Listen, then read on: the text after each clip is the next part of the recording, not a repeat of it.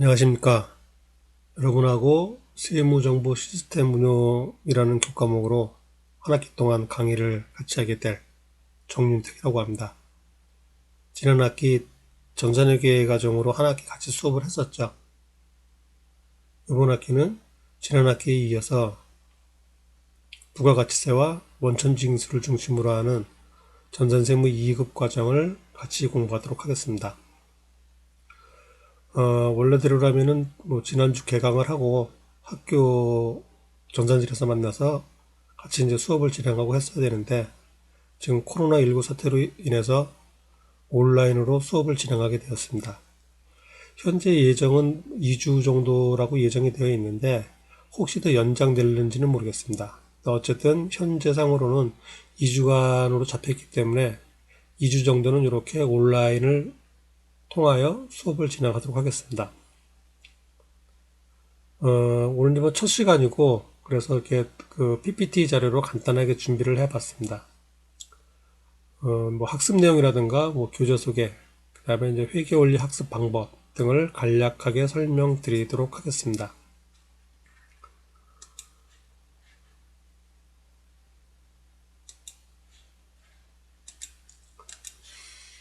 자, 화면에 보시면은 학습 범위 전산세무 2급 이렇게 적어놨습니다. 실제로 이제 한 학기 동안 얼마큼 배워야 되는가, 무엇을 배워야 되는가 하는 것이죠. 기본적으로 이제 전산세무 2급 과정을 중심으로 진행이 되기 때문에 그 속에 포함되어 있는 회계원리 부분, 그 다음에 부가가치세, 소득세 중심으로 수업이 진행이 됩니다. 그리고 이제 공부할 내용은 구체적으로 시험에 맞추어서 그 분량대로 수업을 좀 진행해 볼까 합니다.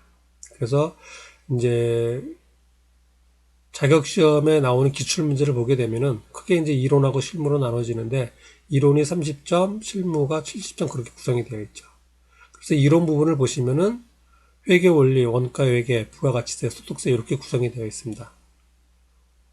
회계원리는 당연히 회계 처리하는 거고요. 그 다음에 부가가치세는 모든 기업에서 관련이 있는 세금 계산, 세금에 관련된 것이야. 그리고 회계 처리 당연히 같이 해야 되는 거고요.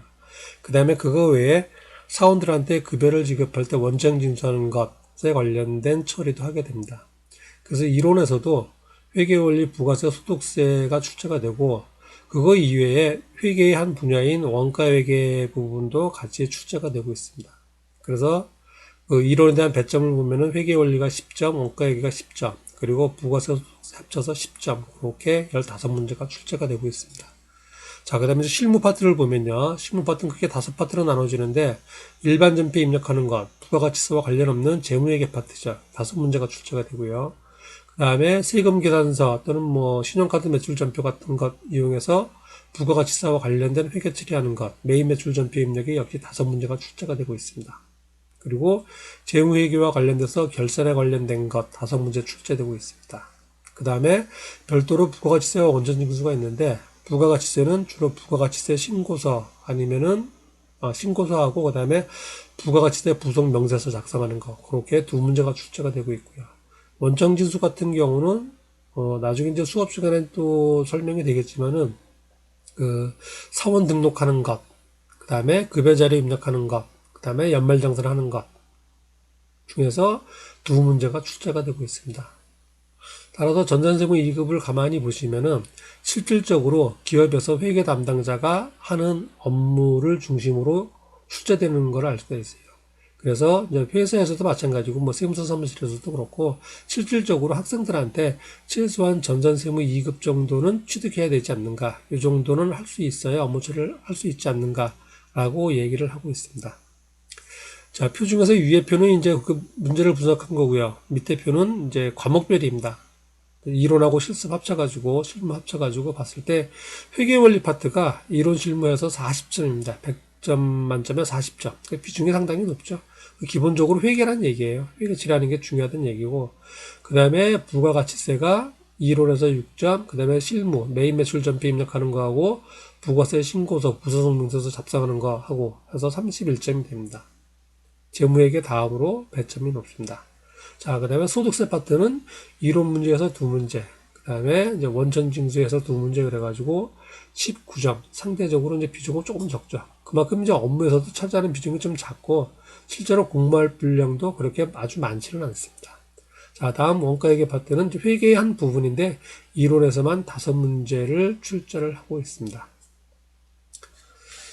자, 다음은 교재하고 강의 진행 방법 말씀을 드리겠습니다. 자, 교재는 우리가 지난 학기에는 전산회계 1급하고 이제 프린터 위주 많이 진행이 됐었죠. 이번 학기는 세학사에서 나온 전산세무 2급을 교재로 하겠습니다.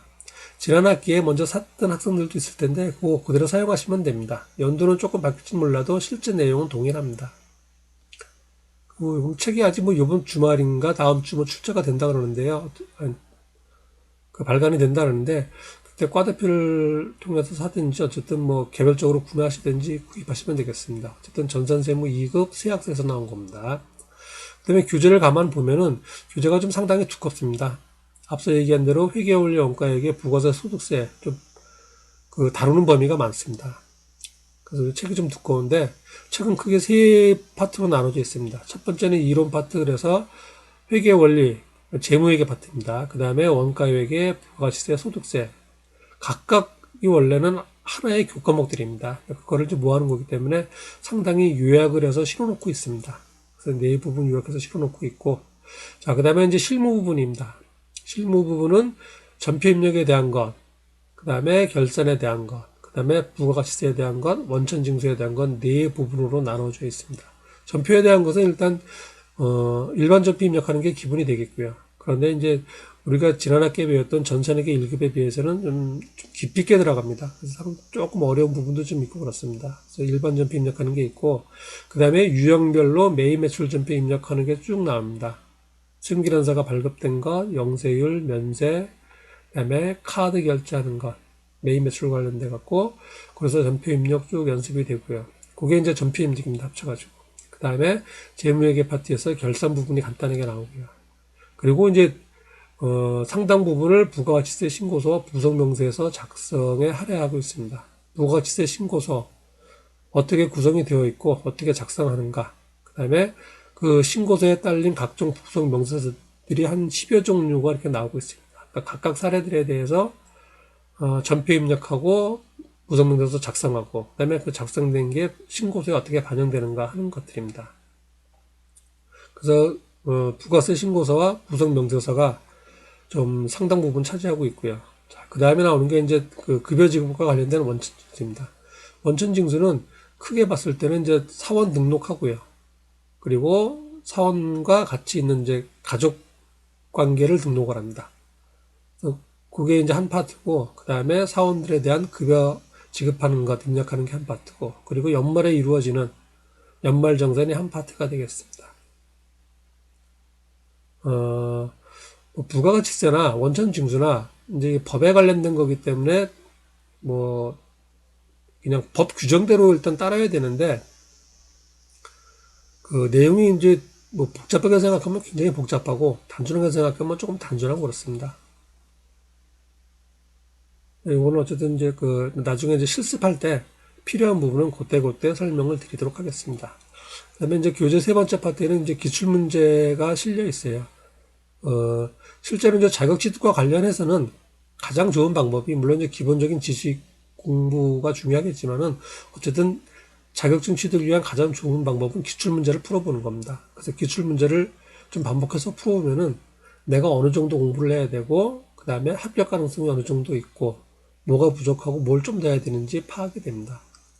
그래서 이제 교재에도 기출문제가 실려져 있고, 강의 진행도 일단 지난 학기와 마찬가지로 이런 부분은 일단 여러분들이 개인적으로 공부를 좀 하셔야 되고, 그 다음에 수업은 이제 전산 실무 위주로 진행이 됩니다. 그리고 실무 진행을 하면서 하는 방법은 물론이고 거기에 관련된 이론을 그때 쭉 설명을 해 드리도록 하겠습니다. 그리고 시간이 되는 대로 기출 문제를 한 2회분이나 3회분 풀어보는 그런 시간을 갖도록 하겠습니다. 자, 그 다음에 이제 오늘은 간단하게 여러분이 이제 지난 학기까지 회계 원리, 뭐 전산회계 이런 것들 배우셨고 아마 원가회계 같은 것도 다 공부한 걸로 알고 있어요. 그리고 이제 뭐 소득세나 부가세도 아마 수업에 개설돼 있어서 공부를 하셨을 겁니다. 근데 이제 오늘은 그 중에서 회계 원리 부분, 아까 그 배점에서 살펴봤다시피 회계 원리 부분이 40점 정도를 차지하죠. 따라서 이제 그 자격증 취득은 물론이고 실무에 나가서 업무를 볼 때도 회계에 대한 내용을 알고 있는가 모르고 있는가가 상당히 중요합니다. 그래서 오늘은 이제 회계 원리 학습 요령을 간단하게 좀 말씀을 드릴게요. 보면은 이제 학생들이 뭐 어떻게 보면 이제 세법 이상으로 어려워하는 게 회계 원리예요. 그전에 이제 수업 시간에도 많이 말씀을 드렸지만은 실제 공부하다 보면은 회계 원리는 이제 어느 기본만 좀 터득을 하면은 그다음부터는 상당히 쉽습니다. 그리고 요즘은 네이버 지식이라든가 뭐 언제든지 이제 스마트폰으로 검색을 할 수 있기 때문에 각종 규정이나 뭐 세부적인 것까지 외울 필요는 없어요. 그거는 이제 필요하면 그때그때 찾아보면 되니까. 단지 여러분들이 이제 최소한의 기본 원리는 깨우치고 있어야 됩니다. 그래서 원리만 알고 있으면은 그다음부터는 이제 공부하기도 수월하고 뭐 자격증 시험 보기도 수월하고 그렇습니다. 그래서 이제 원리를 이해하는 게 중요하고 그렇습니다. 자, 그 회계 처리, 회계 원리 학습에서 이제 회계 처리하는 최종 목적은 재무상태표하고 손익계산서를 작성하는 겁니다. 물론 요거 외에 뭐 현금흐름표, 자본변동표, 뭐 이익여금 적금계산서 그런 것도 있는데 그거는 부수적인 것들이고 기본적으로 재무상태표하고 손익계산서입니다. 따라서 회계 처리 왜 하는가? 재무상태표하고 손익계산서를 작성하기 위해서는 겁니다. 그래서 가장 중요한 게 뭐냐면은 재무상태표가 어떻게 되어 있고 손익계산서가 어떻게 되어 있다라는 것 알고 있는 것이 가장 중요합니다. 요것만 알고 있으면 그다음부터는 상당히 수월해요. 자, 그다음에 이제 재무상태표에 표시되는 계정 과목은 자산부채 자본이죠. 자산부채 자본 모아놓은 게 재무상태표죠. 그다음에 수익하고 비용 모아놓는 게 손익계산서입니다. 그래서 5가지 자산부채 자본 수익 비용. 요거는 기억을 하셔야 되고요. 그 다음에 이제 회계 처리에서 학생들이 가장 어려워하는 부분 중에 하나가 요 분계하고 뭐 전기, 총계정 원점인계 적는다, 시사표 작성한다 이런 것들을 상당히 까다롭게 생각을 해요. 차변대변, 차변대변을 헷갈리기도 하고. 그런데 요즘은 회계 처리를 전부 다 컴퓨터 프로그램을 이용해서 작업을 하죠. 따라서 분계하는 것부터, 물론 분계는 내가 해줘야 되지만은 분계하는 것부터 어쨌든 재무제표 작성까지는 컴퓨터가 해줍니다. 컴퓨터가 해주기 때문에 여러분들은 요 하나하나에 대해서 물론 이제 세부적으로는 알긴 알아야겠지만은 크게 신경 쓸 필요는 없다는 겁니다. 처음에 분계만 할 줄 알면은 분계하는 것도 이제 자체가 굉장히 쉽죠. 뭐 얼마 하는 거니까. 그래서 그것만 조금 신경 쓰면 되고 기본 회계 순환 과정, 회계 처리 과정은 컴퓨터가 해준다. 그러니까 신경 쓸 거 없다. 그렇게 좀 편하게 생각을 하시면 되겠습니다. 자, 어쨌든 이제 회계 처리할 때 어쨌든 해줘야 되는 거는 분계입니다. 거래가 발생할 때도 해주고 그 다음에 결산할 때도 해주고 해준 거예요. 자, 근데 분계할 때 우리가 분계를 왜 하는가 하면은 재무상태표하고 손익계산서 작성하기 위해서 하는 거죠. 따라서 분계할 때 뭘 생각해야 되는가 하면은 계정 과목하고 금액만 생각하면 됩니다. 날짜는 정해져 있고 또 금액도 되게 정해져 있죠. 무슨 계정 과목 얼마. 자, 그럴 때 판단 기준이 우리가 재무상태표를 작성을 할 때 뭐 얼마로 기록되어야 되는가, 뭐 얼마로 표시되어야 되는가를 생각해 보면 됩니다. 손익계산서 작성할 때도 마찬가지예요. 무엇, 얼마. 무엇, 얼마로 돼야 되는가. 따라서 요 기준만 딱 명확히 잡고 계시면 회계 처리할 때 커다란 문제점이 없습니다.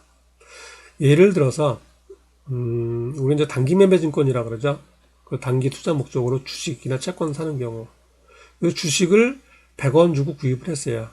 자, 현금 주고 주식을 구입했다. 얼마로 기록할 것인가. 그런 단기 매매증권 100원 기록을 하죠.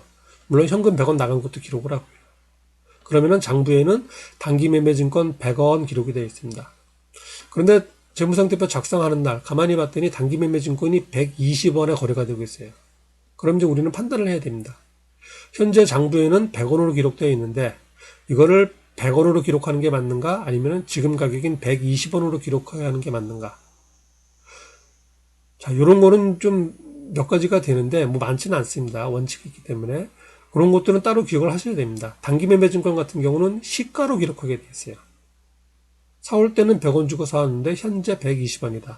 얼마로 기록돼야 되는가? 120원으로 기록을 해야 된다는 얘기입니다. 근데 장부는 어떻게 기록되어 있어요? 100원이라고 기록되어 있죠. 기록은 120원이라고 해야 되는데 그러면은 100원을 120원으로 바꿔줘야겠죠. 그거 해주는 게 결산입니다. 그리고 결산 분계라고 얘기를 하죠. 이미 100원은 기록되어 있기 때문에 추가로 20원만 더 해주면 되겠죠. 단기 매매 증권 20원 추가를 해주는 겁니다. 그리고 이제 또 하나 100원에서 120원으로 늘어났죠. 내가 이익을 봤죠. 단기 매매 증권 평가 이익 20원. 그거는 손익계산서의 수익으로 돌아가겠죠. 그래서 차변에 단기 매매 증권 20원, 대변에 단기 매매 증권 평가 이익 20원. 그렇게 분계를 해주는 겁니다. 그렇게 되면은 재무상태표에는 단기 매매 증권 120원이 표시가 될 테고요. 손익계산서에는 단기 매매 증권 평가 이익 20원이 표시가 되겠죠.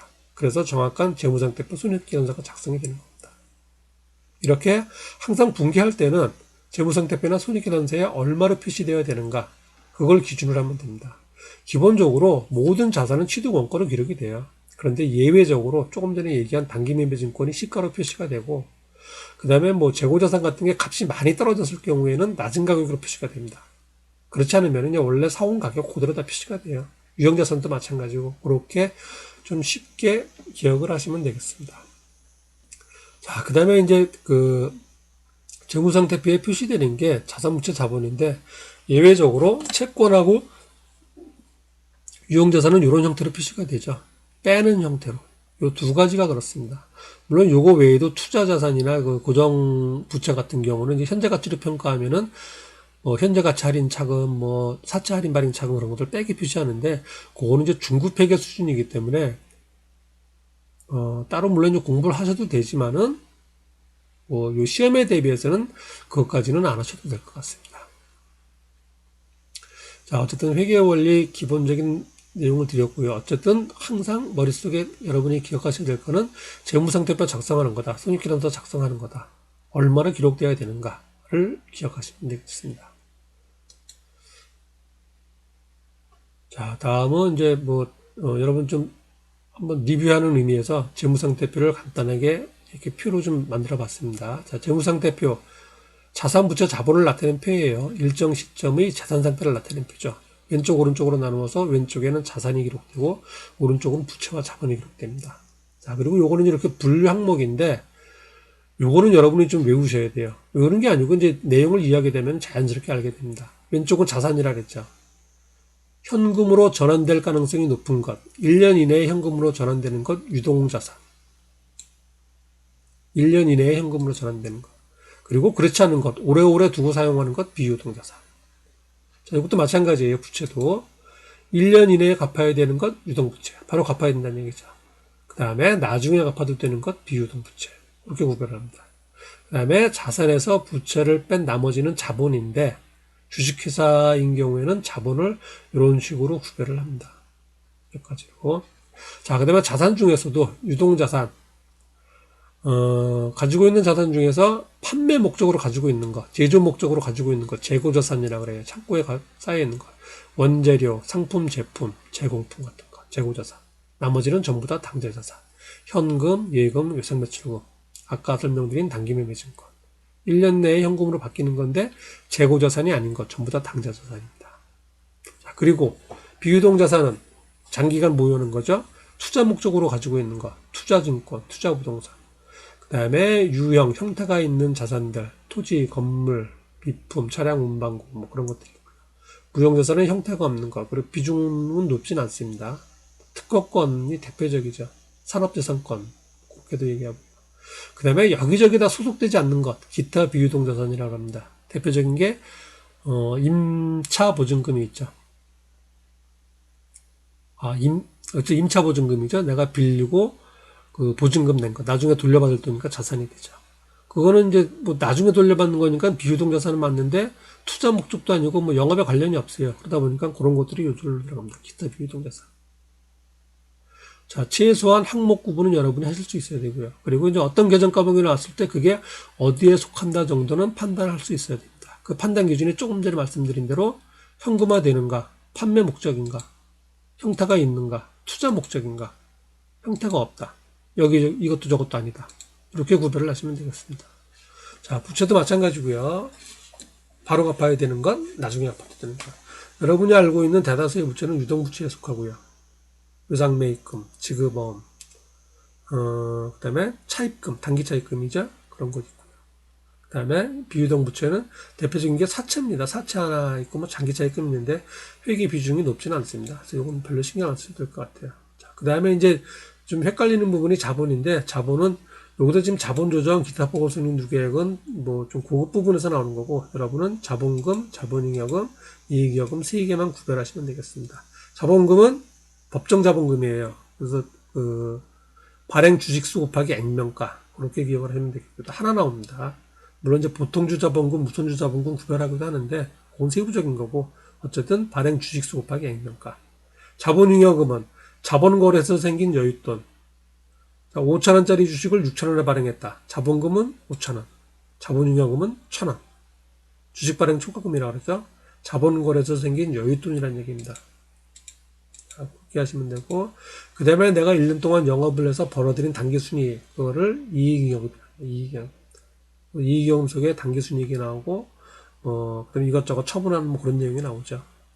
그래서 어쨌든 자본금, 자본잉여금, 이익잉여금, 그렇게 구별을 하시면 되겠습니다. 그래서 요거를 이제 머릿속에 넣고 나면은, 그 다음에 이제 회계처리 들어가는 게, 요 각각의 계정 과목에서 얼마를 표시할까, 얼마를 기록할까 하는 것들이에요. 그럼 그때그때 나오면 되고, 일일이 처음부터까지 다 외우고 할 필요는 없습니다.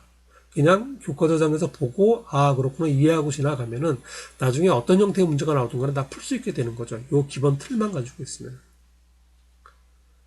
자, 다음은 이제 뭐 손익계산서를 보겠습니다. 자, 손익계산서는 이제 매출액부터 단기순이익까지인데, 좀 이해하기 쉬우라고 이렇게 옆으로 지금 표시를 해봤습니다.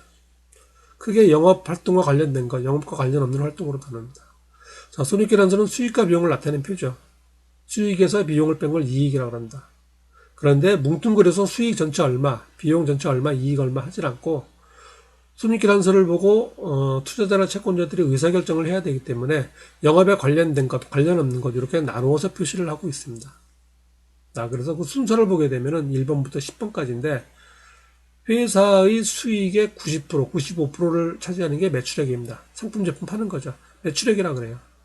우리가 회계 처리할 때는 상품 매출, 제품 매출 나누는데 어쨌든 크게는 매출액입니다. 그리고 팔려나간 상품의 원가를 매출 원가라 그러죠. 매출 원가.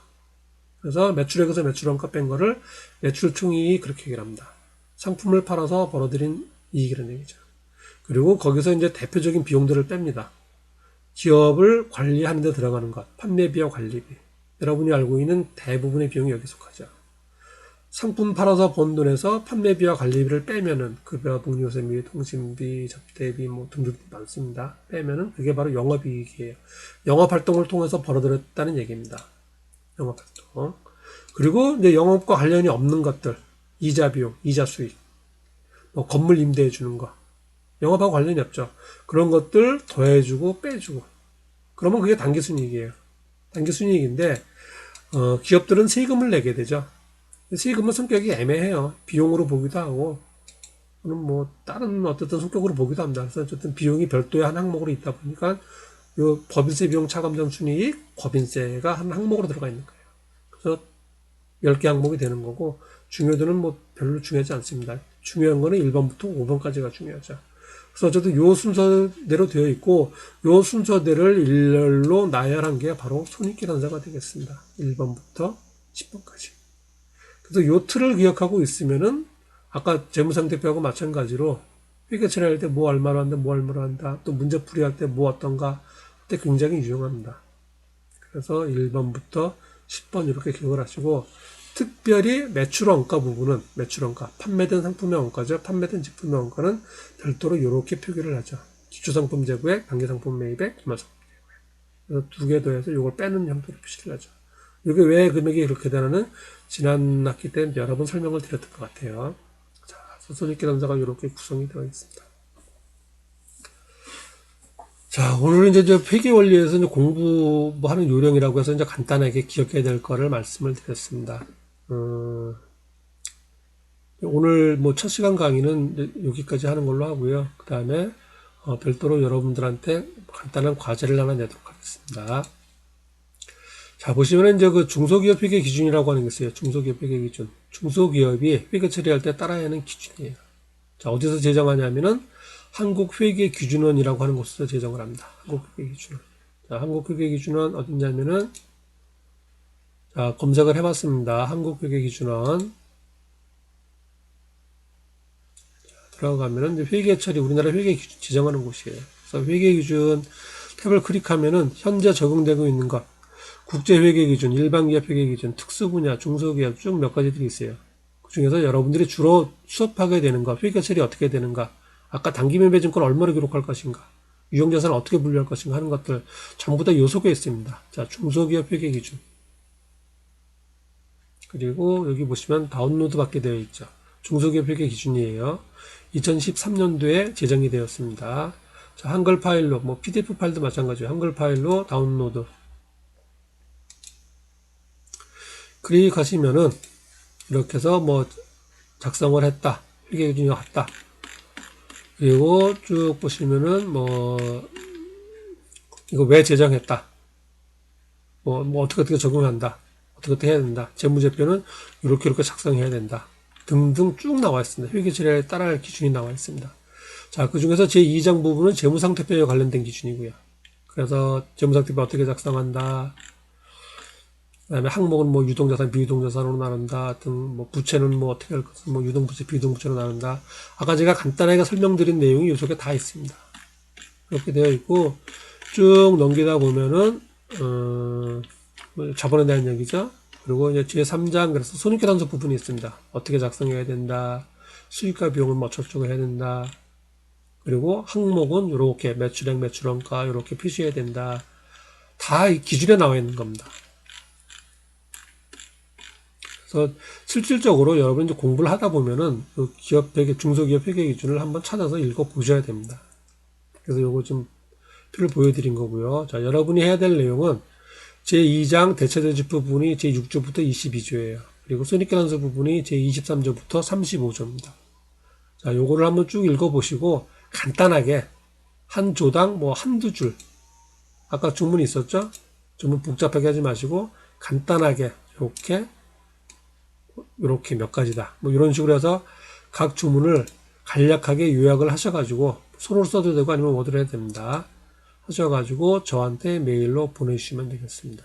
이게 지금 이제 온라인 강의로 진행하다 보니까 시간별로 그래서 간단하게 뭐 질의응답을 받든 뭐 리포트를 내든 뭐 이런 식으로 체크를 하게 되어 있습니다. 그래서 내는 거니까 그렇게 하시고 요거는 작업을 해 주시기 바랍니다. 그리고 이제 개인적으로 저한테 뭐 문의사항이 있거나 그러면은 뭐 전화를 직접 하셔도 되고 아니면은 메일을 주셔도 되고 또는 뭐 문자나 카톡으로 연락을 주셔도 되겠습니다. 자, 오늘 첫 시간 수업은 여기서 마치도록 할게요. 수고하셨습니다.